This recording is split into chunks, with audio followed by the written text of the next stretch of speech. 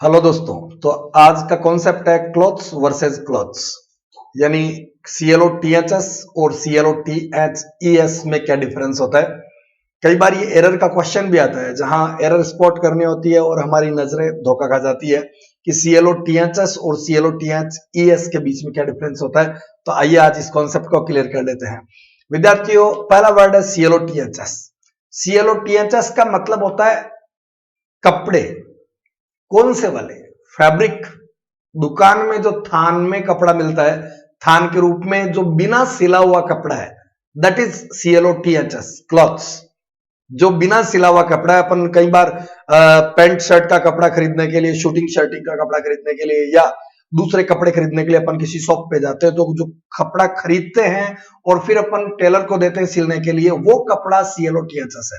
या फिर घर में कोई कपड़ा पड़ा है, टुकड़ा पड़ा है कपड़े का, वो भी क्लॉथ्स है, ClO-THS।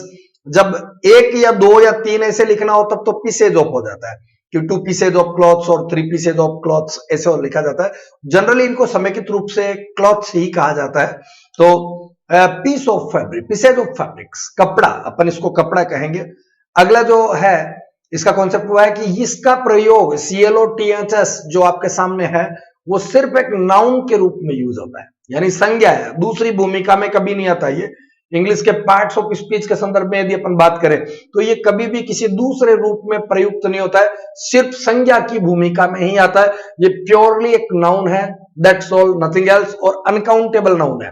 तभी मैंने कहा कि क्लोथ्स जो है दिखने में बहुवचन दिखेगा लेकिन ये सिंगुलर लिखा ही नहीं जाता है। लेकिन यदि आप ये चाहते हो कि सिंगुलर लिखा जाए तो आपको पीस ऑफ लगाना पड़ेगा, बाकी ये हमेशा अनकाउंटेबल ही होता है। दूसरी बात, जैसे एग्जांपल मैं आपके सामने दे रहा हूं, cotton is used to make clothes. रुई का उपयोग किया जाता है कपड़े बनाने के लिए, राइट। तो ये जो अंडरलाइंड वर्ड है क्लॉथ्स, ये सिर्फ एक नाउन है। लेकिन अब अपन बात करते हैं ClO-THES की। ClO-THES स्टिच्ड क्लॉथ्स, सिले हुए कपड़े। दूसरे शब्दों में कहूं तो वस्त्र, जो पहनने वाले वस्त्र होते हैं, दे आर कॉल्ड ClO-THES। जैसे मैं आपके सामने कहूंगा कि ये नाउन और वर्ब दोनों के रूप में यूज किया जा सकता है। जो ClO-THS था वो सिर्फ और सिर्फ नाउन के रूप में यूज आता है, लेकिन ClO-THES क्लॉथ्स ये नाउन के रूप में भी आता है, वर्ब के रूप में भी आता है। जैसे मान लो मैं किसी मित्र को कहता हूं कि क्लोथ योरसेल्फ, तो मेरा कहने का मतलब है कि ClO-THE बोला है यहां पर मैंने, ClO-TH ओनली, ClO-TH नहीं बोला, ClO-THE कि क्लॉथ योरसेल्फ, कपड़े पहनो, है ना। ही क्लॉथड हिमसेल्फ, उसने कपड़े पहने। तो यहां पर जो ClO-THED बोला मैंने, ये इसकी सेकंड फॉर्म के रूप में, वर्ब के रूप में मैंने इस्तेमाल किया है।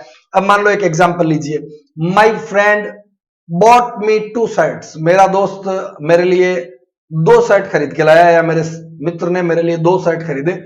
आगे मैंने लिखा है I did not like the clothes, लेकिन वो कपड़े मेरे को पसंद नहीं आए। तो यहां पर जो अंडरलाइन पार्ट है ClO-THES, यही सही है। यदि इस अंडरलाइन पार्ट की जगह ClO-THS लिख दिया जाए तो वो एरर होगी। क्यों? क्योंकि शर्ट्स जो थे वो सिले हुए कपड़े थे, तो अपन वहां पर ClO-THES का इस्तेमाल करेंगे। सो दैट इज राइट कि my friend bot me 2 shirts but I did not like the clothes.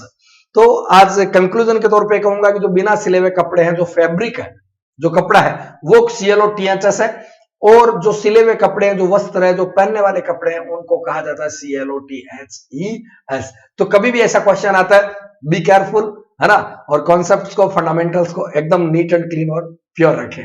अगले वीडियो में एक नए कॉन्सेप्ट के साथ मिलूंगा, तब तक के लिए जय हिंद।